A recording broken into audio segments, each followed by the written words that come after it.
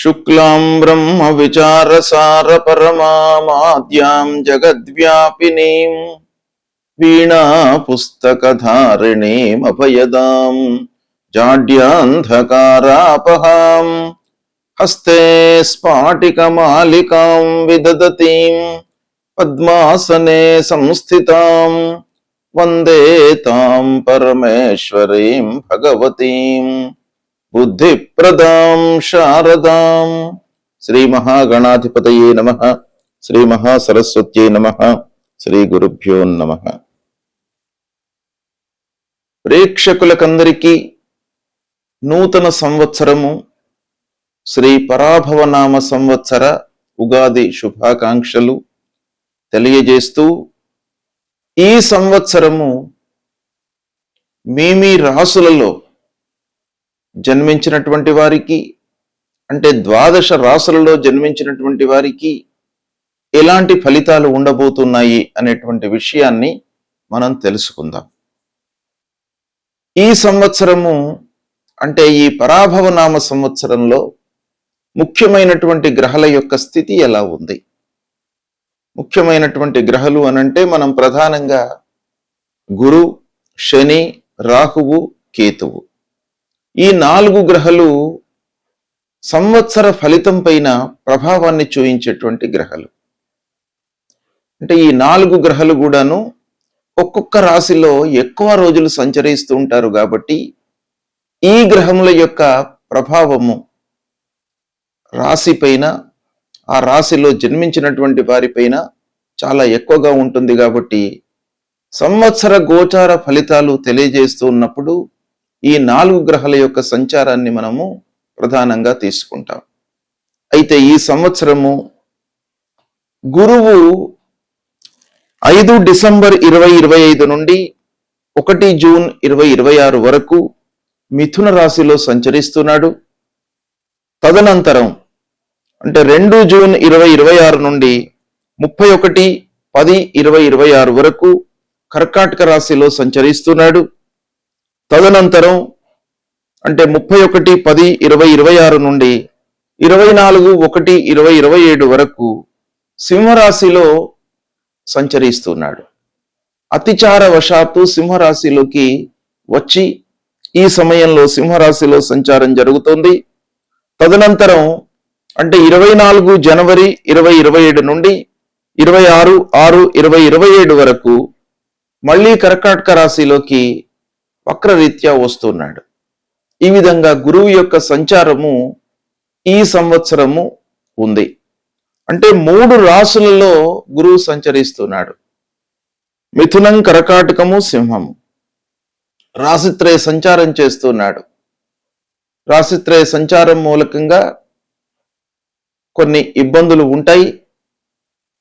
దేశవ్యాప్తంగా, ప్రపంచవ్యాప్తంగా, రాష్ట్ర వ్యాప్తంగా ఇబ్బందులు, యుద్ధాలు, వాతావరణ సమస్యలు ఇలాంటివి ఏర్పడేటువంటి అవకాశాలు ఉంటాయి.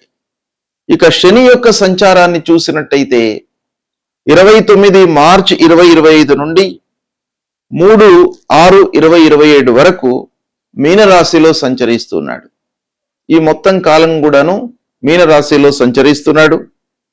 ఇక రాహువు 18 మే 2025 నుండి 5 డిసెంబర్ 2026 వరకు కుంభరాశిలో సంచరిస్తున్నాడు. కేతువు 18/5/2025 నుండి 5 డిసెంబర్ 2026 వరకు సింహరాశిలో సంచరిస్తున్నాడు. తదనంతరం రాహువు అంటే మళ్ళీ 5 డిసెంబర్ 2026 నుండి 23 జూన్ 2028 వరకు మకర రాశిలో సంచరిస్తున్నాడు. ఇదే సమయంలో కేతువు అంటే 5 డిసెంబర్ 2026 నుండి 23 జూన్ 2028 వరకు కర్కాటక రాశిలో సంచరిస్తున్నాడు. ఈ విధంగా ఈ ప్రధానమైనటువంటి గ్రహాల యొక్క సంచారము ఈ పరాభవనామ సంవత్సరంలో ఉంది. ఈ సంచారాన్ని దృష్టిలో పెట్టుకొని ఏ స్థానాలలో సంచరిస్తున్నారు, ఆ గ్రహాల యొక్క కారకత్వాలు, వాళ్ళు సంచరిస్తున్నటువంటి స్థానము యొక్క ప్రభావము ఆ జాతకుని పైన ఎలా ఉంటుంది అనేటువంటి విషయాన్ని మనం తెలుసుకుందాం. కన్యా రాశి వారికి శ్రీ పరాభవనామ సంవత్సరంలో గోచర ఫలితాలు ఎలా ఉన్నాయో తెలుసుకుందాం. కన్యా రాశి జాతకులు అంటే ఎవరు? ఏ నక్షత్రాలలో జన్మించినటువంటి వాళ్ళు, ఏ అక్షరంతో ప్రారంభమయ్యేటువంటి పేరు కలిగినటువంటి వాళ్ళు వస్తారో ముందుగా మనం చూసినట్టయితే, కన్యా రాశి అనగానే ఉత్తర ఫల్గుని నక్షత్రం 2, 3, 4 పాదాలలో జన్మించినటువంటి వాళ్ళు, హస్తా నక్షత్రం 1, 2, 3, 4 పాదాలలో జన్మించినటువంటి వాళ్ళు, చిత్తా నక్షత్రం 1, 2 పాదాలలో జన్మించినటువంటి వాళ్ళందరూ కూడాను కన్యా రాశి కిందికి వస్తారు. అయితే నక్షత్రము అంటే జన్మ నక్షత్రము తెలియనటువంటి వాళ్ళు, అంటే జన్మ తేదీ, జన్మ సమయము ఇవి ఖచ్చితంగా లేనటువంటి వాళ్ళు ఏం చేయాలి? వాళ్ళ యొక్క వ్యవహార నామం దృష్ట్యా రాశి నిర్ధారణ చేసుకొని తద్వారా ఫలితాలను చూసుకోవడము చాలా మంచిది. ఆ విషయంలో మనం చూసినట్టయితే టో, పా, పి, పు, షణ్, నా, ఠ, పే, పో అనే అక్షరాలతో ప్రారంభమయ్యేటువంటి పేరు కలిగినటువంటి వాళ్ళందరూ కూడాను కన్యా రాశి కిందికి వస్తారు. ఇలా రాశి నిర్ధారణ చేసుకొని ఫలితాలను చూసుకోవడము చాలా మంచిది.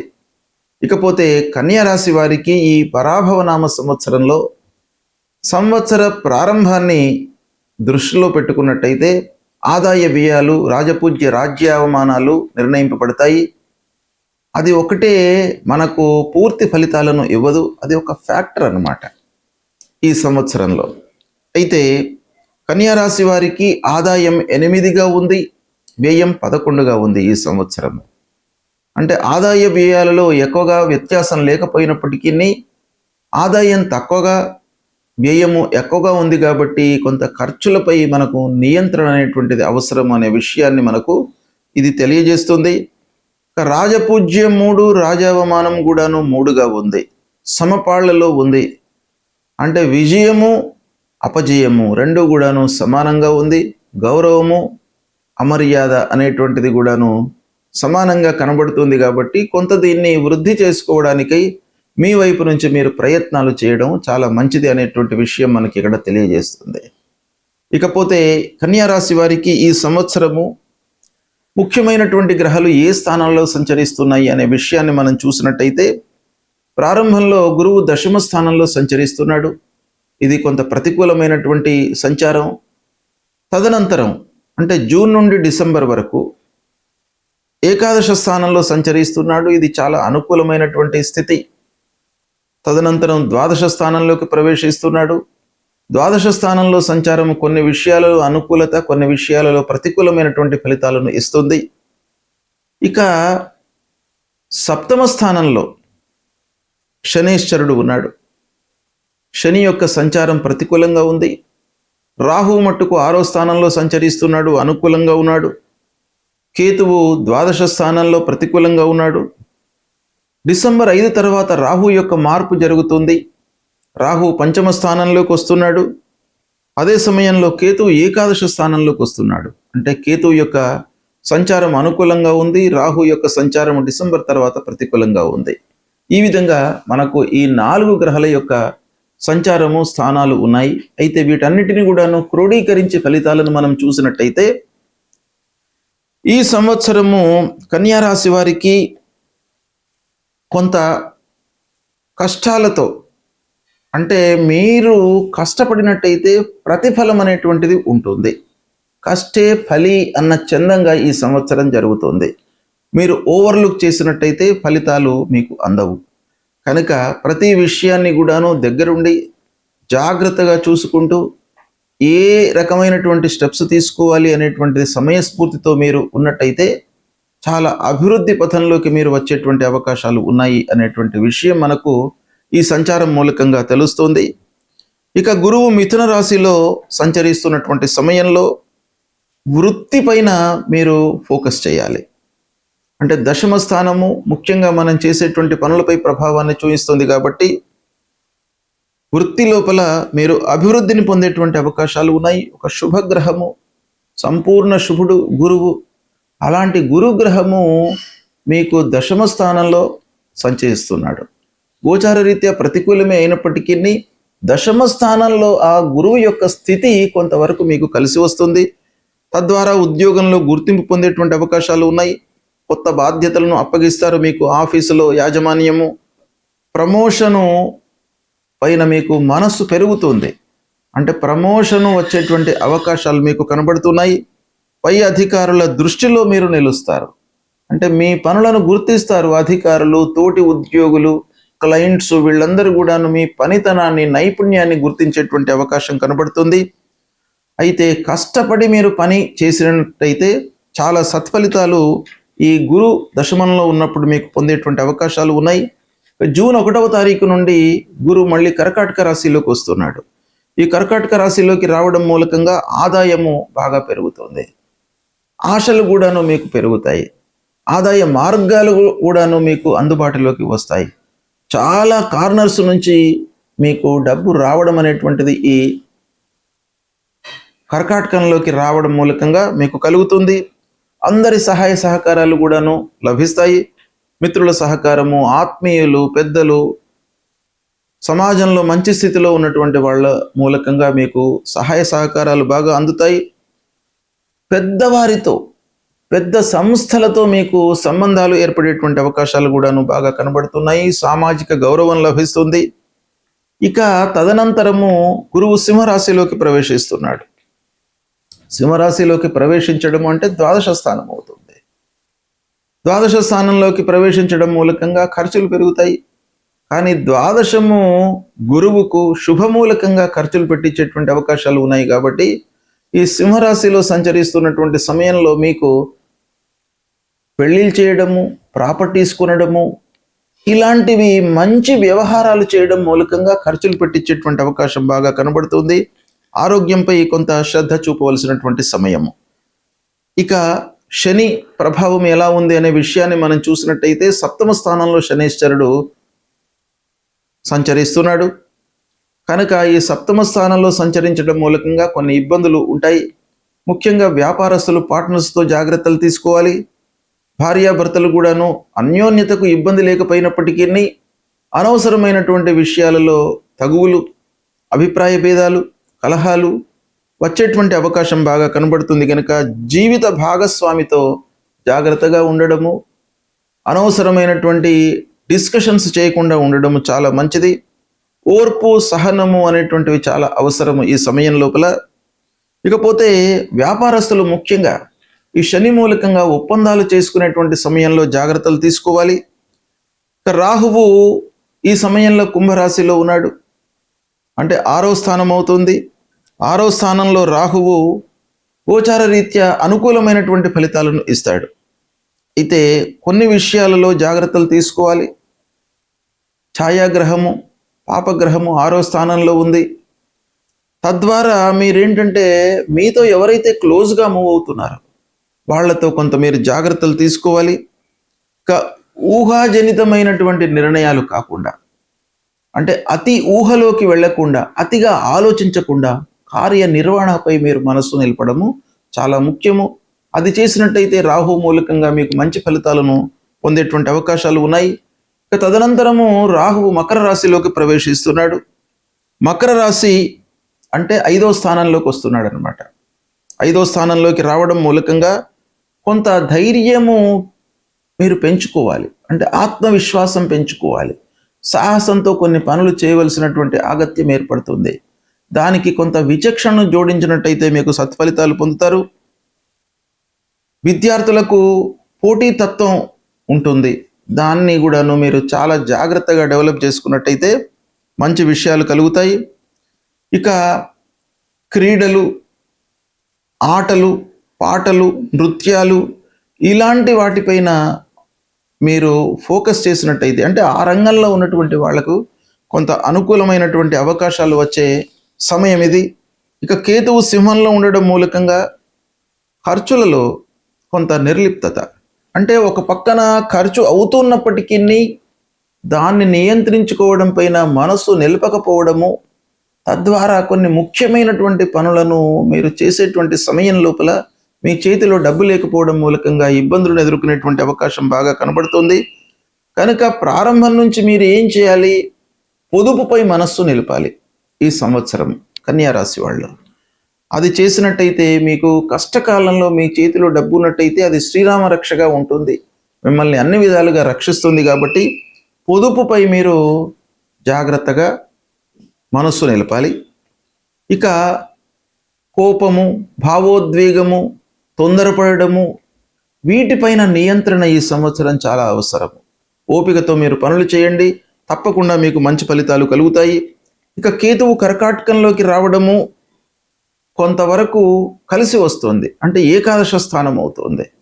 ఏకాదశ స్థానంలో కేతువు సంచరించడం మూలకంగా మీకు సమాజం లోపల గౌరవ మర్యాదలు బాగా పెరుగుతాయి, ఆధ్యాత్మికత బాగా పెరుగుతుంది, తీర్థయాత్రలు, విహారయాత్రలు ఇలాంటివి చేపట్టేటువంటి అవకాశం బాగా కనబడుతుంది.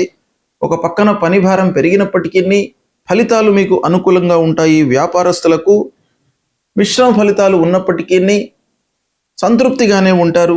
కొత్త వ్యాపారాలకు మట్టుకు సరి అయినటువంటి సమయం కాదు కనుక ఒప్పందాలు చేసుకునేటప్పుడు ఆర్థికపరమైనటువంటి లావాదేవీలు మీరు చూసేటప్పుడు కొంత జాగ్రత్తగా ఉండడం మంచిది. ఇక మాటల వలన కొంత విభేదాలు ఏర్పడేటువంటి అవకాశం ఉంది కాబట్టి దాన్ని కొంత జాగ్రత్తగా తీసుకోండి. ఆరోగ్యాన్ని జాగ్రత్తగా చూసుకోవాలి. శని ప్రభావము, వీటి మూలకంగా మనకు ఆ దృష్టి శని సప్తమంలో ఉండడము, కన్యారాశిని చూడడము, ఇలాంటి వాటి మూలకంగా మనకు ఆరోగ్యాన్ని మీరు నిర్లక్ష్యం చేయకుండా ఉండడం చాలా మంచిది. ఇక మానసికంగా ఒత్తిడి పెరిగేటువంటి అవకాశాలు కూడాను ఒక పక్కన కనబడుతున్నాయి. రాజకీయంలో ఉన్నటువంటి వారికి మిశ్రమ ఫలితాలు గోచరిస్తున్నాయి. కోర్టు వ్యవహారాలలో కొంత ఆలస్యమైనటువంటి ఫలితాలు ఒక పక్కన ఉన్నాయి. అయినప్పటికీ చివరికి న్యాయం మీ వైపునే ఉంటుంది. కోర్టు కేసులలో అనుకూలమైనటువంటి ఫలితాలు ఉంటాయి. ఇక సంవత్సరం ఆరంభంలో కొంత ఒత్తిడి ఉంటుంది, మధ్యలో మీకు ఉపశమనం లభిస్తుంది, చివరిలో మట్టుకు మానసికంగా స్థిరత్వం లభిస్తుంది. ఇకపోతే తల్లిదండ్రులతో, కుటుంబ పెద్దలతో సత్సంబంధాలు ఉంటాయి. పెద్దల యొక్క సలహాలు, ఆశీర్వచనాలు మీకు లభిస్తాయి. అది చాలా మీకు ఉపయోగపడుతుంది. ఆధ్యాత్మికం పైన ఆసక్తి బాగా పెరుగుతుంది ఈ సంవత్సరము. కోపాన్ని నియంత్రించుకోవడం చాలా ముఖ్యమైనటువంటిది. విమర్శలను, ఆఫీసులో కొన్ని విమర్శలు మీ పైన వచ్చేటువంటి అవకాశాలు ఉంటాయి. అయితే దాన్ని వ్యక్తిగతంగా తీసుకోకుండా ఉన్నట్టయితే మీరు ఇంకా సత్ఫలితాలను పొందే అవకాశాలు ఉన్నాయి. ఇకపోతే ఈ సంవత్సరము మీకు ముఖ్యంగా ఒక జీవన విధానం లోపల కొంత మార్పు జరిగేటువంటి అవకాశాలు ఉన్నాయి.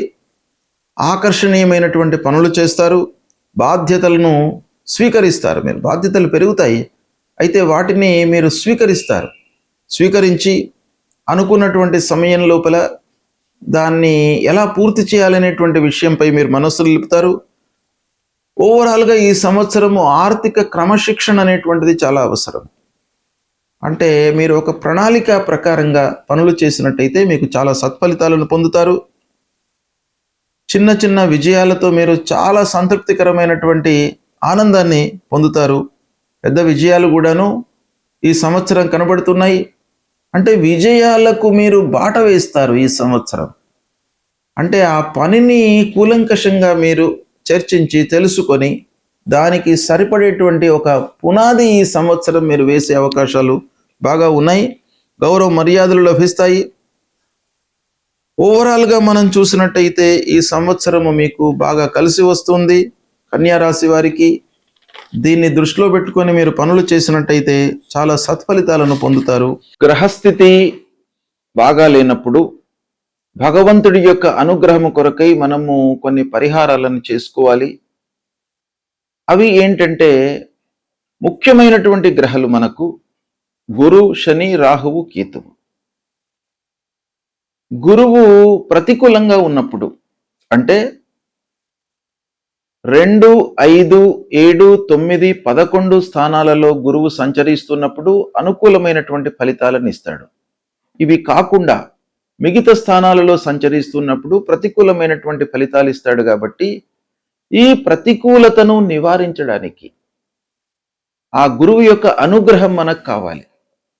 కాబట్టి మనము ఆ గురువును ప్రీతి చేసుకోవడానికై ఏం చేయాలి అనేటువంటి విషయాన్ని మనం చూసినట్టయితే ప్రథమంగా గురువుకు సంబంధించినటువంటి మూల మంత్రము మీరు ప్రతినిత్యం కూడాను జపించండి.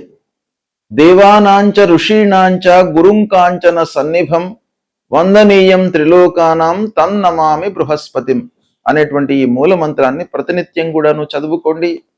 గురువులను సందర్శించండి, సద్గురువుల దగ్గరికి వెళ్ళండి, వాళ్ళ యొక్క ఆశీస్సులను పొందండి, తల్లిదండ్రుల యొక్క అనుగ్రహాన్ని పొందండి, తల్లిదండ్రులకు కావలసినటువంటి సపర్యలను చేస్తూ ఉండండి.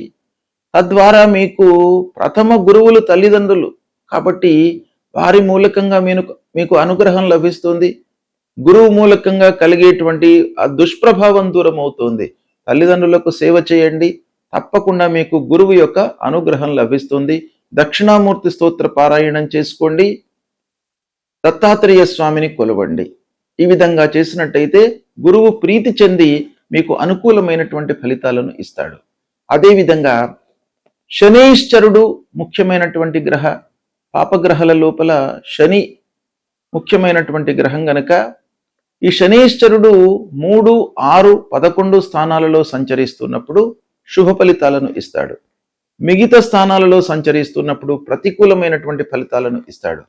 ముఖ్యంగా అర్ధాష్టమ స్థానం అంటే 4వ స్థానంలో సంచరిస్తున్నప్పుడు, అష్టమ స్థానం అంటే 8వ స్థానంలో సంచరిస్తున్నప్పుడు, ద్వాదశ స్థానం అంటే 12వ స్థానంలో సంచరిస్తున్నప్పుడు, జన్మస్థానంలో సంచరిస్తున్నప్పుడు, ద్వితీయం అంటే 2వ స్థానంలో సంచరిస్తున్నప్పుడు చాలా ప్రతికూలమైనటువంటి ఫలితాలను శనీశ్వరుడు మనకు కలిగిస్తాడు. కాబట్టి దీని నుండి విముక్తులు కావడానికై అంటే శని ముఖ్యంగా మనకు జీవితంలో చాలా గుణపాఠాలను నేర్పిస్తాడు. ప్రతి విషయం లోపల కూడాను ఆలస్యము, అనుకున్నవి కాకపోవడము, ఆర్థికమైనటువంటి ఇబ్బందులు, మనిషి లోపల ఒక లేజీనెస్ అనేటువంటిది క్రియేట్ చేయడము, ఇలాంటి ఎన్నెన్నో విషయాలపై శని యొక్క ప్రభావం ఉంటుంది. కాబట్టి శనిని ప్రీతి చేసుకోవడానికి మనం ఏం చేయాలి? ప్రతినిత్యం కూడాను శనీశ్వరుడికి సంబంధించిన మూలమంత్రాన్ని చదవండి. నీలాంజన సమాభాసం రవిపుత్రం యమాగ్రజం ఛాయా మార్తాండ సంభూతం తం నమామి శనీశ్వరం అనేటువంటి మూలమంత్రాన్ని ప్రతినిత్యం చదువుకోండి. ఆంజనేయ స్వామిని కొలవండి, ఆంజనేయ స్వామి దేవాలయానికి వెళ్ళండి, హనుమాన్ చాలీసా ప్రతినిత్యం కూడాను చదువుకోండి. ఈ స్తోత్ర పారాయణం మూలకంగా శనీశ్వరుడికి సంబంధించినటువంటి దుష్ప్రభావం దూరమవుతోంది. అదేవిధంగా రాహువు ముఖ్యమైనటువంటి గ్రహము. మన లోపల భ్రాంతి, భయము, ఆందోళన ఇలాంటివన్నీ కూడాను క్రియేట్ చేసేటువంటి ఒక తత్వం కలిగినటువంటి గ్రహము రాహుగ్రహం. ఈ రాహుగ్రహం మూలకంగా మనకు ఇబ్బందులు చాలా కలుగుతాయి. అంటే గోచార రీత్యా 3, 6, 11 స్థానాల్లో సంచరిస్తున్నప్పుడు రాహు మంచి ఫలితాలను ఇస్తాడు. కనుక ఈ స్థానాలు కాకుండా మిగతా స్థానాలలో ఉన్నప్పుడు మనము రాహు కొరకై పరిహారం చేసుకోవాలి. మూలమంత్రాన్ని జపించడం. అర్ధకాయం మహావీర్యం చంద్రాదిత్య విమర్దనం సింహిక గర్భ సంభూతం తం రాహుం ప్రణమామ్యహం అనేటువంటి మూలమంత్రాన్ని చదువుకోండి. ప్రతినిత్యం కూడాను అమ్మవారిని సేవించండి, దుర్గామాతను సేవించండి. దుర్గామాత గుడికి వెళ్ళండి, అమ్మవారికి ప్రదక్షిణాలు చేసినట్టయితే తప్పకుండా మీకు అమ్మవారి యొక్క అనుగ్రహము, రాహువు యొక్క అనుగ్రహము లభిస్తుంది. తల్లిని సేవించండి, మాతృమూర్తిని సేవించినట్టయితే రాహు మూలకంగా కలిగేటువంటి దుష్ప్రభావము మీకు 200% దూరం అవుతుంది. అదేవిధంగా కేతువు 3, 6, 11 స్థానాలలో శుభ ఫలితాలను ఇస్తాడు. అవి కాకుండా మిగతా స్థానాలలో సంచరిస్తున్నప్పుడు పరిహారం చేసుకోవడము మంచిది.